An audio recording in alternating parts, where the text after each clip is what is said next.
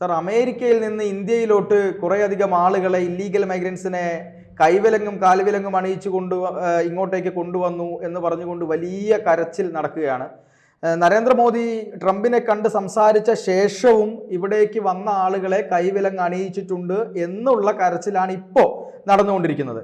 അതായത് ഈ വരുന്ന ആളുകളെല്ലാം വളരെയധികം പുണ്യാളന്മാരും വളരെയധികം സിവിലിയൻസ് ആയിട്ടുള്ള ആളുകളും ഏറ്റവും പുണ്യം ചെയ്ത ആളുകളുമാണ്. അവരെ ഇങ്ങനെയൊക്കെ കൊണ്ടുവരാമോ? നമ്മുടെ ഭാരതത്തോട് ചെയ്യുന്ന ഒരു മോശമല്ലേ? നരേന്ദ്രമോദി എന്താണ് അവിടെ പോയിട്ടും ഇങ്ങനെ തന്നെ അവർ പെരുമാറുന്നത് എന്നൊക്കെയുള്ള ചോദ്യങ്ങളാണ് ഉയർന്നു വരുന്നത്. ഇത്രയ്ക്ക് നന്മ ചെയ്തിട്ടുള്ള, അല്ലെങ്കിൽ ഏറ്റവും ബഹുമാനിക്കപ്പെടേണ്ട ആളുകളായിട്ടുള്ള ഇവരെ ഈ കൈവിലങ്ങ് അണിയിച്ച് കൊണ്ടുവരാമോ എന്ന തരത്തിലാണ് മലയാളം മീഡിയകളും ചോദിച്ചുകൊണ്ടിരിക്കുന്നത്. സാറിന്റെ അഭിപ്രായം എന്താണ് ഇതിൽ? ഇത്രയും നന്മ ചെയ്ത ആളുകൾ തന്നെയാണോ ഇവർ? ഇങ്ങനെയാണോ ഇവരെ കൊണ്ടുവരേണ്ടത്?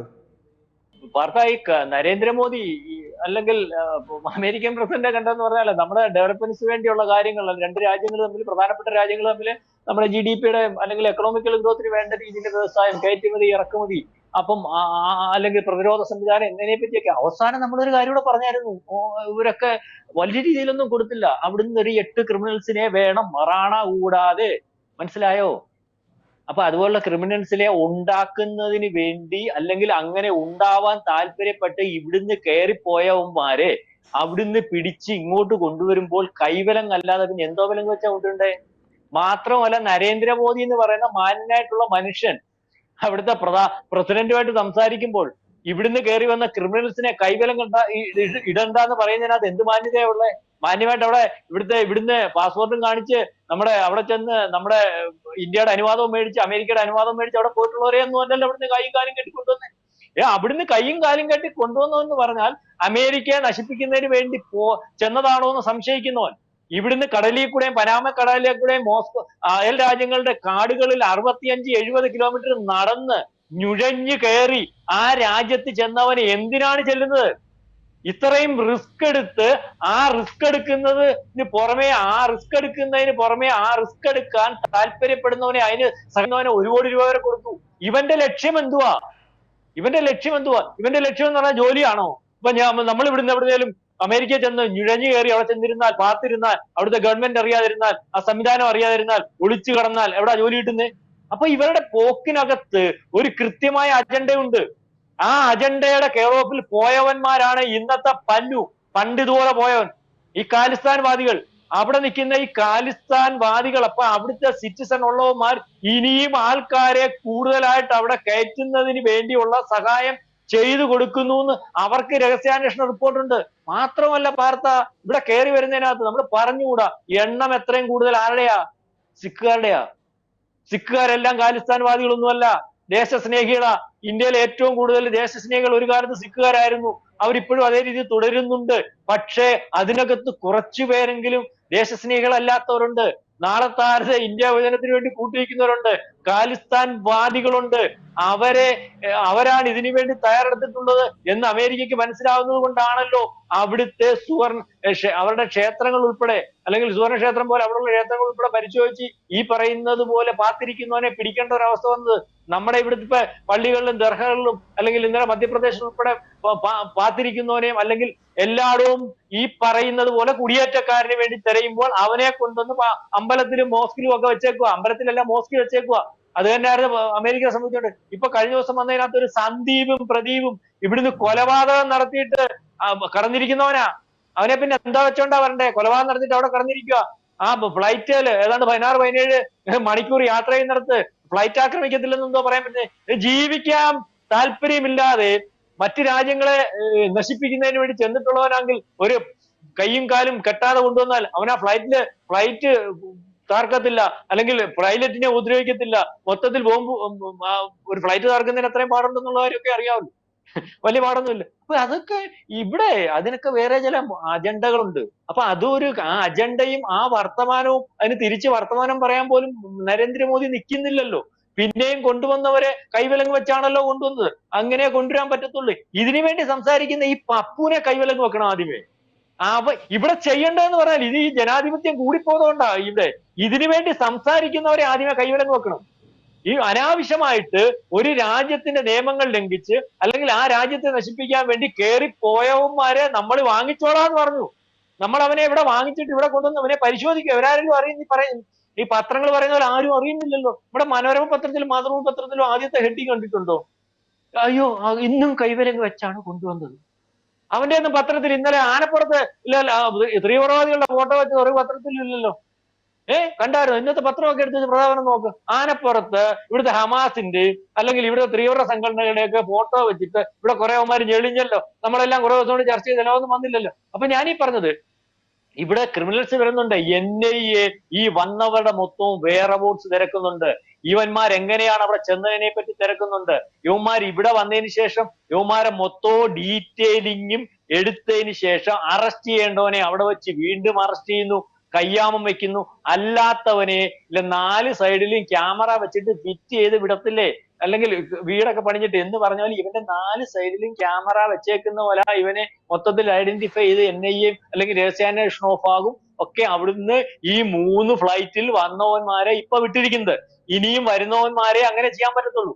കാരണം ഇവിടെ ഈ കഴിഞ്ഞ IS-ന്റെ കഴിഞ്ഞ ദിവസത്തെ റിപ്പോർട്ട് വന്നപ്പോൾ ഇവിടെ നിന്നിട്ട് ഇവിടെ ചില കാര്യങ്ങൾ ചെയ്യാൻ പറ്റാത്തപ്പോൾ ഇതിനെക്കാട്ടി സുരക്ഷിതമായിട്ടുള്ള സ്ഥലം ഒരുപക്ഷെ കാനഡയോ അമേരിക്കയോ ഒക്കെയാണ്. ഇവിടെ വന്ന് നിങ്ങൾ തയ്യാറെടുക്കൂ, നമ്മൾക്ക് ആവശ്യമുള്ളപ്പോൾ ഇന്ത്യയിലോട്ട് പോന്നാൽ മതി എന്നൊക്കെയുള്ള തീരുമാനവുമായിട്ടൊക്കെ ആയിരിക്കുമല്ലോ ഇത്രയും റിസ്ക് എടുത്ത് 1 കോടി രൂപയൊക്കെ കൊടുത്ത് അല്ലെങ്കിൽ ഈ മനുഷ്യ കടത്ത് ആണെന്ന് പറഞ്ഞിട്ട് പോലും അവിടെ പോകുന്നതിന്റെ ഒരു അവസ്ഥ.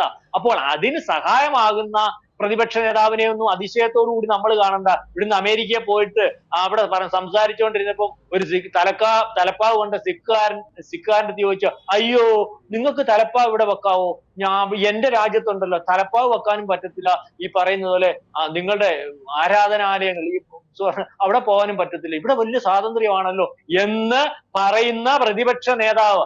അയാൾക്കറിയാം ഇന്ത്യയിലെ സ്വാതന്ത്ര്യം, അമിത സ്വാതന്ത്ര്യം കിട്ടിയോണ്ടാണല്ലോ ഇവിടെ പലതും നടത്തുന്നതും അല്ലെങ്കിൽ ഇയാൾ ഇവിടെ പോയി ഈ മാതിരി തോന്നിവാസം പറയാൻ പറ്റുന്നു. അപ്പം അയാൾ ഈ പറയുന്നത് ഈ ഇന്ത്യ വിരുദ്ധത അമേരിക്കയിൽ ചെന്ന് പറയുമ്പോൾ അത് പ്രചരിപ്പിക്കാൻ ലോകമാധ്യമങ്ങളുണ്ട്. അല്ലെങ്കിൽ അങ്ങനെ പറയണം, ഇവിടെ സൗകര്യം ഒരുക്കി തരാമെന്ന് പറഞ്ഞ ഒരു ബൈഡനും ഡീപ് സ്റ്റേറ്റുമായിരുന്നു ഉണ്ടായിരുന്നത്. അവരുടെ ഭാഗമായിട്ടായിരുന്നു അന്ന് ഈ പറയുന്ന കുടിയേറ്റക്കാരും അല്ലെങ്കിൽ ഇത്തരത്തിൽ കള്ളക്കടത്തുകാരനും അല്ലെങ്കിൽ രാജ്യദ്രോഹികളും ഒക്കെ അവിടെ തമ്പടിക്കുന്നതിന് കൂടുതൽ സാധ്യത ഉണ്ടായിരുന്നു. അതിന് കാനഡയിലെ ഭരണാധികാരി ഒത്താശയായിരുന്നു, അമേരിക്കയിലെ ബൈഡനും ഒത്താശയായിരുന്നു. അപ്പൊ ട്രംപ് വന്നപ്പോ ട്രംപ് കയറുന്നതിന് മുമ്പേ പറഞ്ഞു ഞങ്ങൾ നുള്ളിപ്പറക്കും. അപ്പം നുള്ളിപ്പറക്കി നോക്കിയപ്പോ ആദ്യത്തെ നുള്ളിപ്പറക്കനകത്ത് തന്നെ വന്നപ്പോ ഒരു 18,000 ഇവിടുന്ന് നുള്ളിപ്പറക്കാനുണ്ട്. അടുത്ത് പറഞ്ഞു. അപ്പൊ നമ്മുടെ വിദേശകാര്യ ജയശങ്കർ പറഞ്ഞു ആ നുള്ളിപ്പറക്കിയവന്മാരെ ഇനി വിട്ടാരെ ഇവിടുന്ന് കൊണ്ടുവരുന്നു അതോ ഞങ്ങൾ വന്ന് കൊണ്ടുവരണം, ഇനി അവനെ കൈവലങ്ങ് വെക്കണ്ട അല്ലെങ്കിൽ നിക്കറിടിക്കണ്ട എന്നൊക്കെ പറഞ്ഞാൽ കാര്യം നടക്കത്തില്ല. അത് അവരാ തീരുമാനിക്കുന്നത്, കൈവിലങ്ങ് വെക്കണോ അല്ലെങ്കിൽ മുണ്ടിടിപ്പിക്കണോ എന്നൊക്കെ.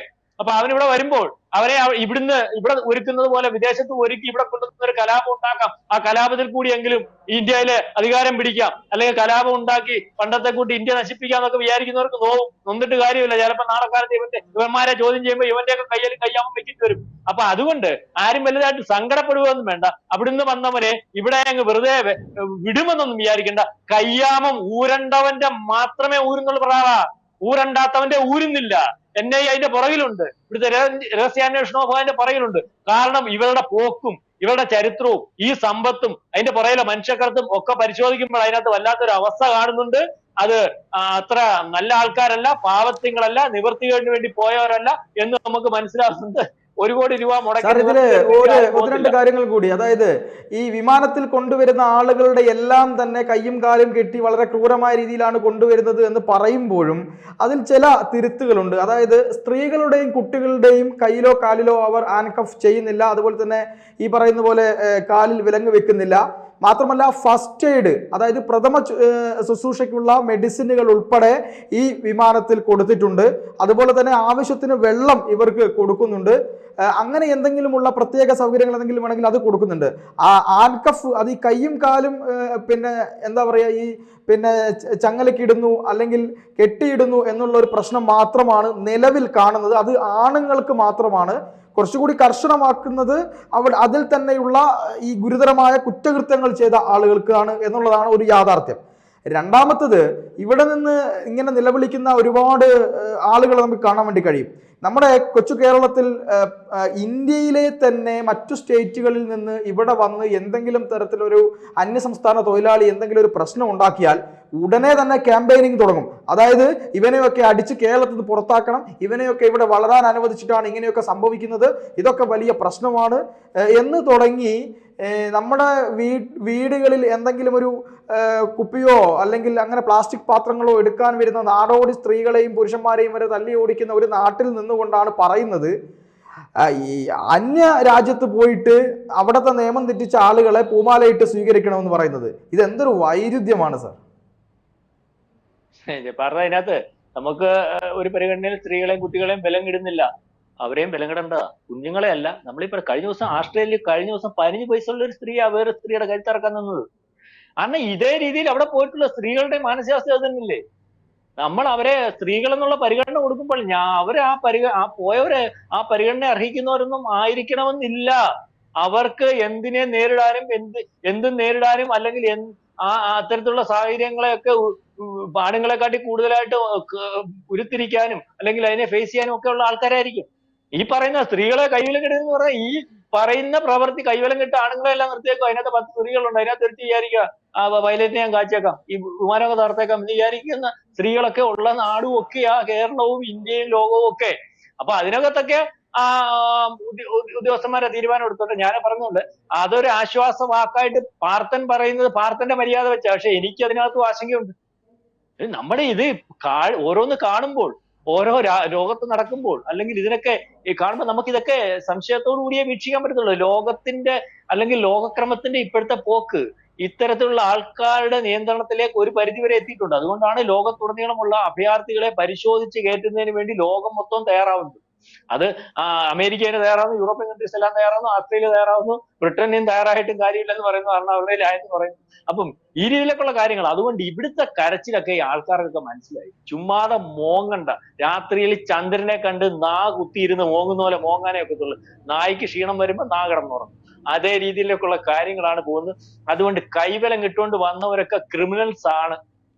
ഒറ്റ കാര്യം മതി, അവിടെ ചെന്ന് ഒന്നും ചെയ്തില്ലെന്ന് വെച്ചാലും അവരെ ക്രിമിനൽസ് ആയിട്ടേ കാണാൻ പറ്റത്തുള്ളൂ. അവര് ചെന്ന വഴി, അതിനുപയോഗിച്ച മാർഗം, അവലംബിച്ച രീതി അതൊക്കെ തെറ്റാണ്. അത് ചെയ്തു കൊടുത്തവർ ഈ ലോകക്രമത്തിൽ ലോകം നശിപ്പിക്കാൻ രാജ്യത്തുടനീളം ഇതുപോലെ അഭയാർത്ഥികളെ സപ്ലൈ ചെയ്യുന്ന ആൾക്കാരുടെ ഭാഗമാണോ എന്ന് പോലും പരിശോധിച്ചുകൊണ്ടിരിക്കുന്ന ഒരവസ്ഥയാണ് ഇന്ന് അമേരിക്കയിലും അല്ലെങ്കിൽ ലോകത്തുള്ളത്. അതുകൊണ്ട് കൈവലങ്ങ് ഊരണോ വേണ്ടായോ എന്ന് ഇവിടുത്തെ ഗവൺമെന്റ് പരിശോധിച്ചതിന് ശേഷം തീരുമാനിക്കും എന്നേ പറയാൻ മാറുന്നു. തീർച്ചയായിട്ടും. എന്തായാലും ഈ ഇല്ലീഗൽ എമിഗ്രൻസ് എന്ന് പറയുമ്പോൾ ഈ അനധികൃത കുടിയേറ്റക്കാർ ഏത് തരത്തിലുള്ള ആളുകളാണ്? അവർ തീവ്രവാദികളാണോ, കുറ്റകൃത്യത്തിൽപ്പെട്ടവരാണോ, മറ്റൊരു രാജ്യത്ത് പോയിട്ട് ഒരു തീവ്രവാദ സംഘടനയ്ക്ക് ജയ് വിളിക്കുകയും ഇവിടെ കിട്ടുന്ന എല്ലാ സൗകര്യങ്ങളും അവിടെയും കിട്ടുമെന്ന് പറഞ്ഞുകൊണ്ട് ഈ ജനാധിപത്യത്തിനും സ്വാതന്ത്ര്യാവകാശങ്ങൾക്കും വേണ്ടി മുറവിളി കൂട്ടുന്നതൊന്നും ഒരു യാഥാർത്ഥ്യ ബോധത്തിനൊന്നും നിരക്കുന്നതല്ല എന്ന് മാത്രമേ പറയാനുള്ളൂ. കുറ്റവാളികളെ ആ രീതിയിൽ തന്നെ എല്ലായിടത്തും കൈകാര്യം ചെയ്യും. നമ്മുടെ വീട്ടിൽ ഒരു കള്ളൻ കയറിയാൽ അയാളെ തല്ലിയൊടിച്ച് പോലീസിനെ ഏൽപ്പിക്കുന്ന നാട്ടുകാർ തന്നെയാണ് ഇങ്ങനത്തെ കാര്യങ്ങൾ പറയും. നാട്ടുകാരെന്നല്ല, ചുടാപ്പികളെന്ന് തന്നെ പറയണം.